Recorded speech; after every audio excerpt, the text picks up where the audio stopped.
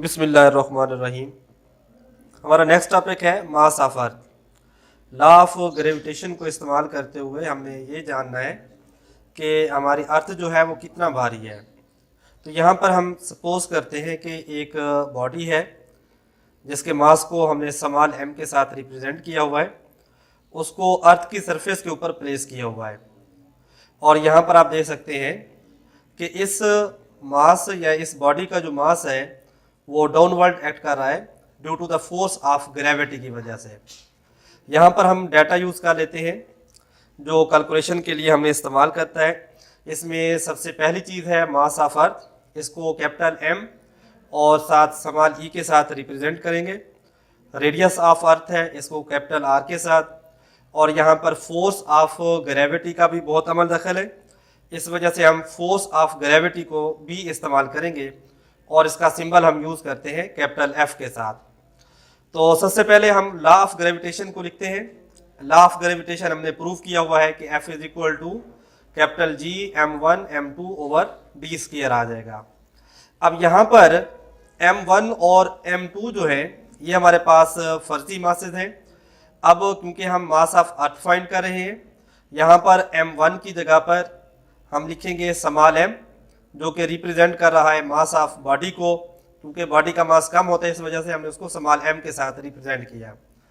इसके बाद m2 जो है वो मास ऑफ अर्थ है और इसको m2 को रिप्लेस करके उसकी जगह पर हमने me लेके दिया।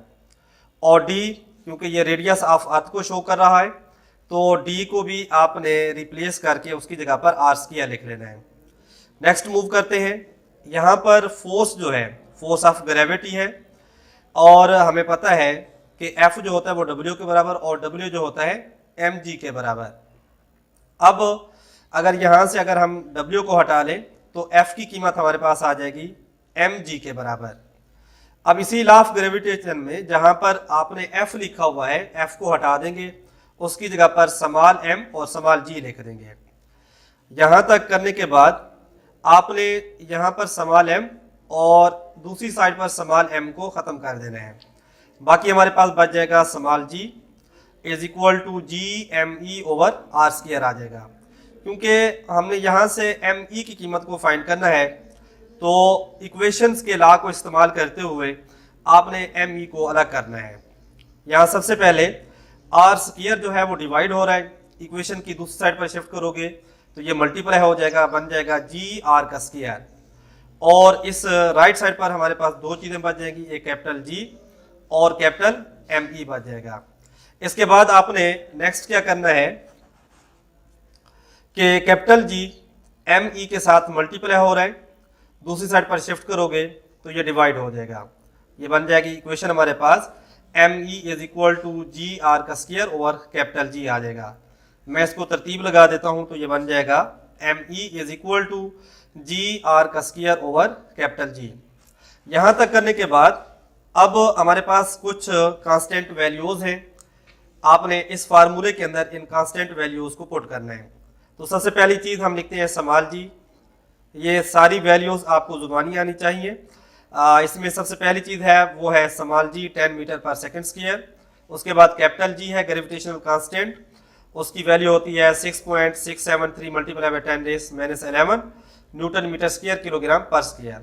उसके बाद है रेडियस ऑफ अर्थ, ये भी कांस्टेंट वैल्यू है, किलोमीटर में ये गिवन है। इसको सबसे पहले आप मीटर में चेंज करेंगे तो 1 किलो की जगह पर आप 1000 लिखेंगे, 1000 के साथ 6400 को मल्टीप्लाई करेंगे तो ये हमारे पास वैल्यू आ जाएगी। इसके बाद आपने इसको साइंटिफिक नोटेशन में चेंज कर देना है। साइंटिफिक नोटेशन में चेंज करने के लिए हमारे पास जो सबसे पहला नॉन जीरो डिजिट होता है वहां पर आपने पॉइंट को मूव करना है। सपोज आपने यहाँ पर आपने पॉइंट मूव किया है और इसके बाद बाकी जितने भी नंबर हैं आप इनको काउंट कर लेंगे कि इनकी कितनी तादाद बनती है। मैं यहाँ से काउंट करता हूँ 1 2 3 4 5 एंड 6। क्योंकि आपने 6 प्लेसेस पर पॉइंट को पुट किया है इस वजह से इसकी पावर भी बन जाएगी 10⁻6। साइंटिफिक नोटेशन को आपने पहले भी अच्छे तरीके से किया हुआ है कि जितने भी आपने पॉइंट मूव करने हैं उतनी 10 की पावर बन जाती है। अब ये तमाम वैल्यूज़ हमारे पास आ चुकी हैं, स्मॉल जी है, कैपिटल जी है और कैपिटल आर की वैल्यू। और जो हमारे पास मास ऑफ अर्थ का फार्मूला है, मास ऑफ अर्थ के फार्मूले में आपने ये वैल्यू पुट कर देनी है, स्मॉल जी की जगह पर स्मॉल जी पुट करना है और इसी तरीके से आर और एम की वैल्यू आपने पुट करनी है। अब ये है स्मॉल जी की वैल्यू 10, इसके बाद है आर का स्क्वायर। आर हमारे पास गिवन है 6.4 मल्टीप्लाई बाय 10⁶, तो इसका होल का स्क्वायर लिख लेंगे। इसके बाद कैपिटल जी की वैल्यू ओवर में लिखेंगे। नेक्स्ट स्टेप में आपने बस एक ही काम करना है कि इस स्क्वायर को ओपन कर देना है। स्क्वायर को ओपन करने के लिए यहाँ पर हमारे पास दो वैल्यूज हैं, 6.4 अलग दिया हुआ है, 10⁶ अलग दिया हुआ है। तो 6.4 को आप स्क्वायर की फॉर्म में लिखेंगे तो इसका आंसर मिलेगा 40.96 और इधर से पावर की पावर आ जाए तो आपस में मल्टीप्लाई हो जाती है, तो ये बन जाएगा 10⁻12 बन जाएगा। ओवर में आपने वैसे ही लिख देना है 6.673 मल्टीप्लाई बाय 10⁻11। उसके बाद नेक्स्ट स्टेप में आपने क्या करना है, इन पावर्स को आपने अलग कर लेना है। देखिए 10 की पावर -12 ये ऊपर है और नीचे वाली पावर को आप ऊपर शिफ्ट करेंगे, ये माइनस का है तो ये प्लस का बन जाएगा, यानी कि इसकी पावर ऐड हो जाएंगी बेस सेम होने की वजह से 12 + 11। अब नेक्स्ट स्टेप में आपने क्या करना है, इन दोनों वैल्यूज को एक दूसरे के ऊपर डिवाइड कर लेंगे, यानी कि सबसे पहले यहाँ 10 के साथ मल्टीप्लाई करने के बाद हमें आंसर मिलेगा 409.6। उसके बाद आप डिवाइड करेंगे 6.673 पर, इसका आंसर मिल जाएगा 61.38 मल्टीप्लाई बाय 10⁻23 इन पावर्स को ऐड करने के बाद। इसके बाद आपने इसको भी साइंटिफिक नोटेशन में लेकर आना है। साइंटिफिक नोटेशन में लाने के लिए पॉइंट को फर्स्ट नॉन जीरो डिजिट के बाद होना चाहिए, तो यहाँ से आप पॉइंट मूव करेंगे तो 10 की पावर आपको एक और इजाफी मिल जाएगी। तो 10⁻23 पहले से मौजूद है, 10⁻1 हमें और मिल गई है, इन दोनों को ऐड करेंगे तो टोटल कैलकुलेशन इसकी मिल जाएंगी 6 multiply by 10⁻24 kilogram.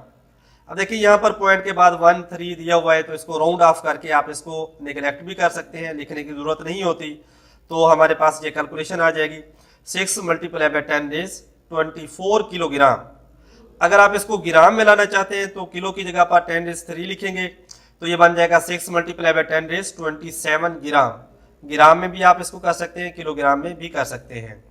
I hope आज का लेक्चर अच्छे तरीके से समझ आ गया होगा। इसके हवाले से कोई भी क्वेश्चन हो तो आप पूछ सकते हैं। शुक्रिया।